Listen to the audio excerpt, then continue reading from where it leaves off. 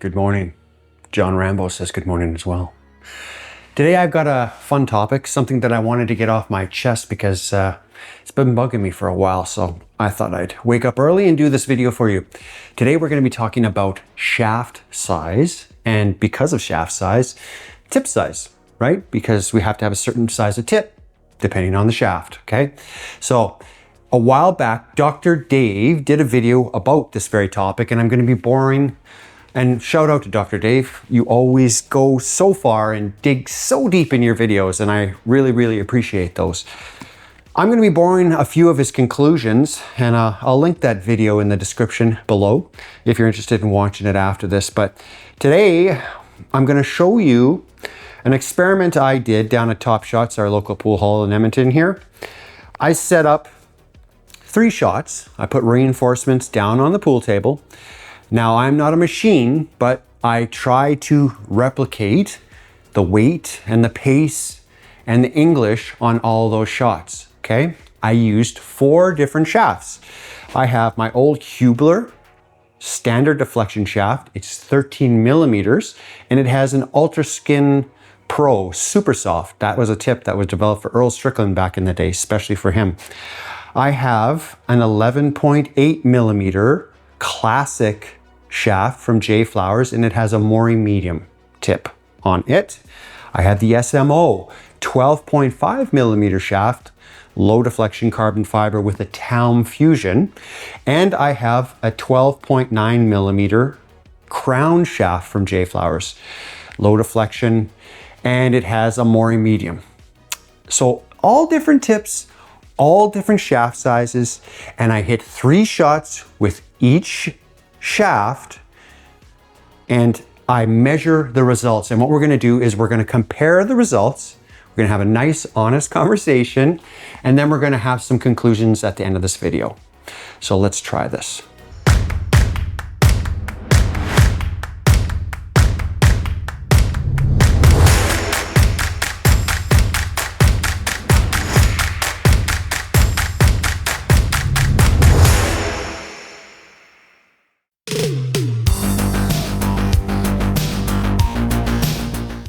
Okay, here we go. So this is the 11.8 millimeter JFlowers classic shaft. So what I'm going to do is every time I hit one, I'm just going to leave an arrow there so that you guys can see the outcomes here, right? So here's my second shot. So this was top outside here, what I was executing, right? So far, pretty consistent, right? All 3 shots end up down here on that zone of the table. So, you know, performed well, okay? All right, so this is the 12.9 millimeter crown shaft. So not quite as far. I didn't go quite as far, but not bad, right?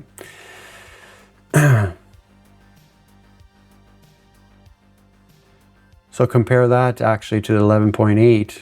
That's pretty darn close, right? Remember, I'm not a robot, so I didn't get quite to the same zone, but in our world, which is the pool table, how far off was I from the 11.8? Let's go to the SMO, same shot. SMO is ending up very close to the corner. A lot of consistency here from these shafts from JFlowers. I always pump them up, eh? They're the best. Okay, so as you can see, the SMO, the 11.8, they're ending up pretty much in the same spot, right? But the 11.8 is a classic shaft, different diameter. Why should the SMO perform the same, right? Let's go to the Huebler. Right, so the Huebler I bought in the 90s. It's a standard deflection shaft. It's 13 millimeter. It's got the Ultra Skin Super Soft tip, and look where it's ending up. Look where it's ending up. Isn't this insane? The exact same spot, really, okay?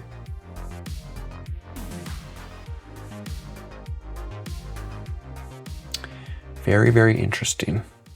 So there it is. Okay, let's move on to the next shot. This is the 11.8 now. So for this shot, I was just trying to juice back. I wasn't trying to kill it.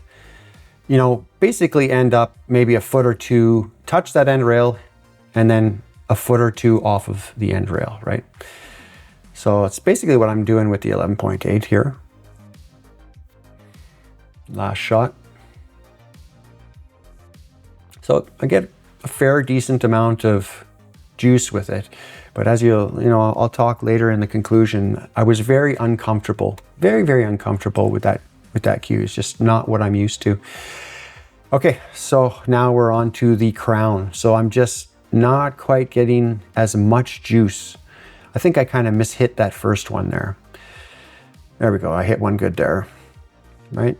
So there's an adjustment, trust me, there's an adjustment going between these cues, but look I got even more juice than pretty much the 11.8 there, right? So a little bit inconsistent compared to the 11.8, but in the grand spectrum of things, how close did I get to the 11.8? Here's the SMO. Pretty much the same areas, right? Just hitting that end rail, and for some reason, maybe my arm was getting a little bit sore here, but you know, I'm touching the end rail.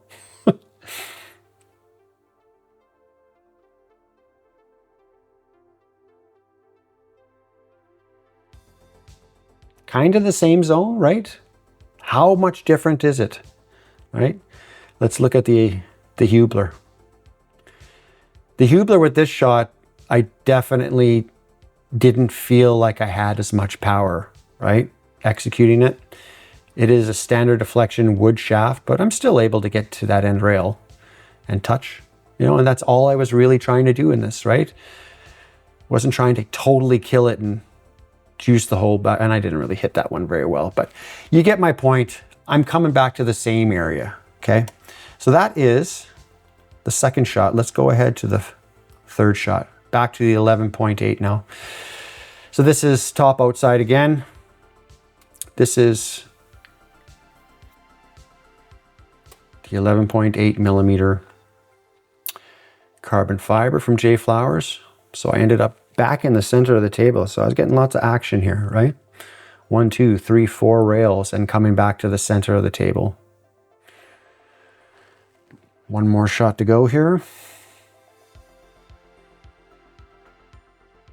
Let's do this. Boom. Pretty consistent, right? Pretty consistent. So all three areas in a very, very conglomerated spot, okay? We are on to the crown. With this particular shot, I felt, I've said it a couple of times in this video, I'm very comfortable with the 12.9 millimeter. And look where I'm ending up, right? Opposite ends of the spectrum here. Remember, okay, we just saw the 11.8. Take a look at the 12.9 crown. It's ending up in the same spot on this shot, okay?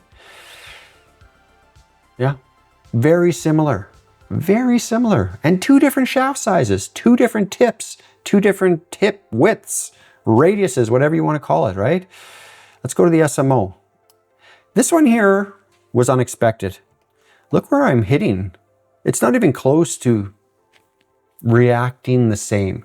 And truthfully, the SMO is a very, very special shaft. And that goes along with Revos, with Ignites, with Synergies. Those shafts, those super, super low deflection shafts, there's just certain shots, they're gonna sting you. You have to learn those shafts. So that one was unexpected. That was not similar, okay? Ironically enough, with my standard deflection Huebler, it was kind of hitting like the SMO in this regard. Look, I'm hitting that side rail instead of the end rail like the first two, right? Kind of weird. I didn't understand why that was happening, but anyways. This is the only shot right here where it was monumentally different, okay? Which is weird, right? The 11.8 and the crown, they were ending up in the center of the table, and the Huebler and the SMO, for some reason, they ended up over there. So that's my one anomaly in this entire experiment. So let's put them side to side and compare, because I just want to give you that graphic comparison to show you that these shafts, being as different as they are, right? How different are they really when it comes to the results? Remember, the one thing that doesn't change here in all these shots is you, is me. I'm the common denominator.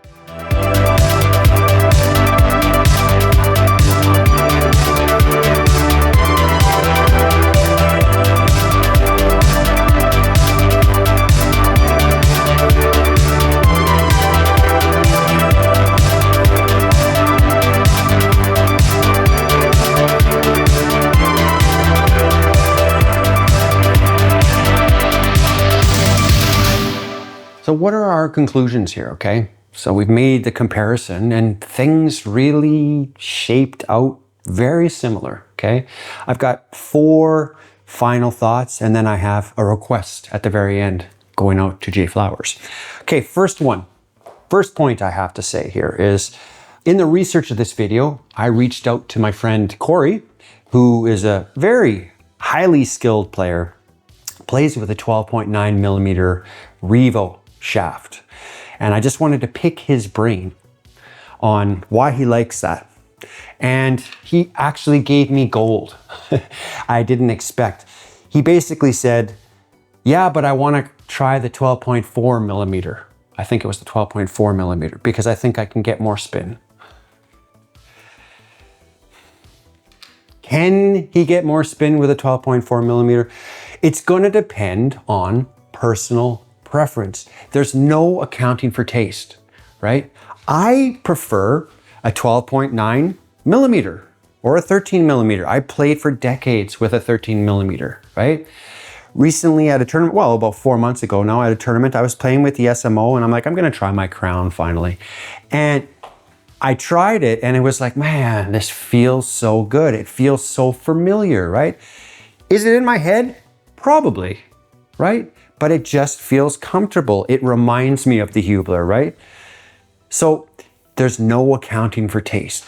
Corey, if he buys a 12.4 millimeter Revo, will he be able to get a little bit further on the table? Maybe, depending if he's comfortable with it. There's no guarantee, right? And that's where people get disappointed, right? It depends on the person, okay? That's basically it. Temper your expectations.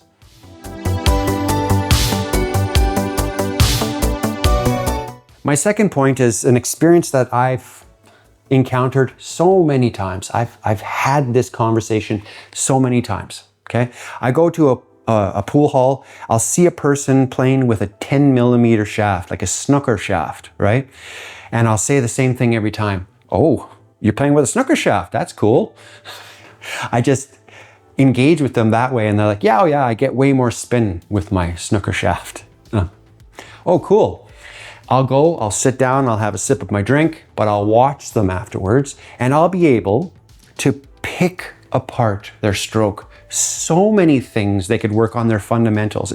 If they just worked on those things, they'd see amazing gains in their game. Right? But they feel like this snooker shaft is making a huge difference in their game. It's a myth. It's a myth, and I think that's something that we've proven here, right? It really is a myth. I mean, maybe they're just comfortable with a 10 millimeter. That may be the explanation, right? They're just comfortable with a 10 millimeter. That's okay. But you're not getting more spin because you're playing with a 10 millimeter, right? It really doesn't make that much of a difference.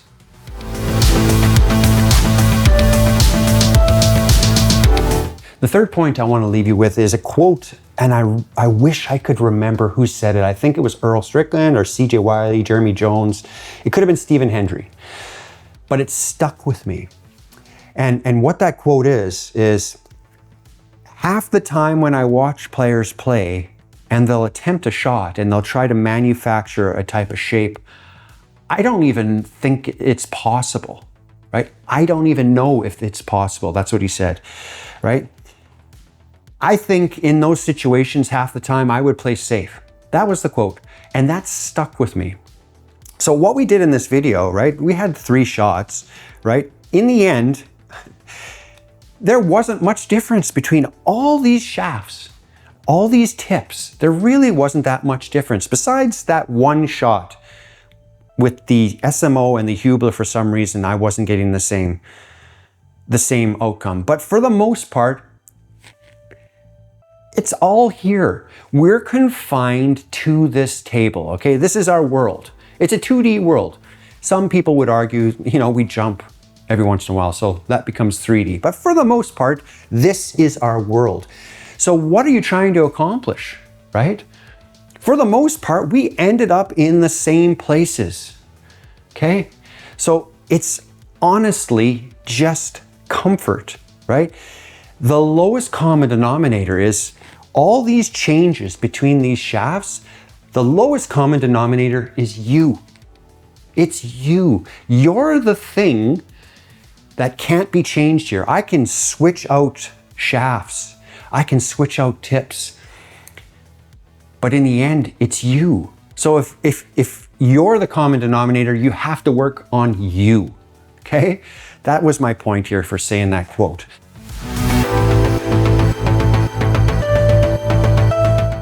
Point number 4 is, by no means am I saying don't experiment. That's all I've been doing these last few years. Once I started reviewing cues on this channel, I've been experimenting, right? I never experimented. I had this Huebler for decades. I loved it. And I didn't want to experiment. I thought that I could, but now it's fun experimenting, right? And I've learned a lot along the way, right? And that's why I make a video like this, is because I'm still learning, okay? But temper expectation, right? Corey, I used an example earlier. He's gonna go out, he's gonna potentially buy a 12.4 millimeter. Temper your expectation. Don't be like my wife. Her favorite movie in the world is Predator. And every time a new Predator movie comes out, we go and see it. And she works herself up so much, we leave the theater and she's pissed off because it sucked, right? It lacked the special sauce, that special chemistry. It had John McTiernan and that special cast in part 1 that just made it a cult classic. It's a beautiful movie. And pretty much every Predator since then, iffy, guys. Very, very iffy. So temper expectation when it comes to purchasing a new cue, because you think it's going to change your game radically. No, it's not going to change your game radically. You want to change your game radically? Work on you. And not just your stroke, your mental game, okay?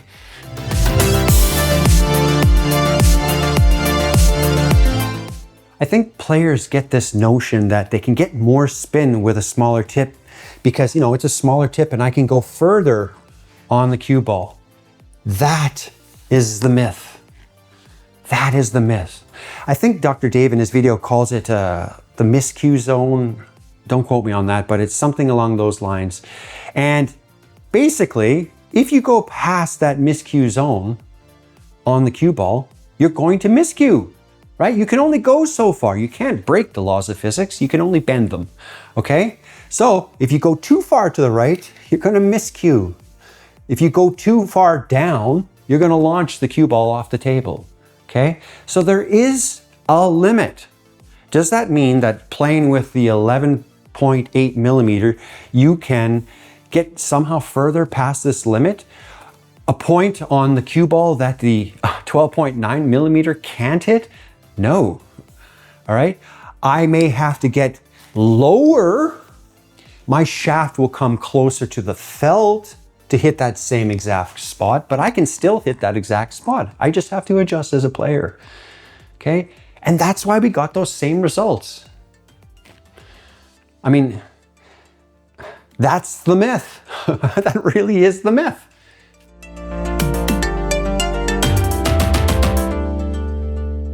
My final thought is a challenge to JFlowers, the company that I am sponsored by, right? I issue a challenge to JFlowers, right? And even after everything I've said about, it really in the long game doesn't really matter. It's going to depend on you, right? I want to issue a challenge to JFlowers by saying, I love the crown, okay? Even though the SMO has quite a bit different of a feel hitting it, and they all had feels.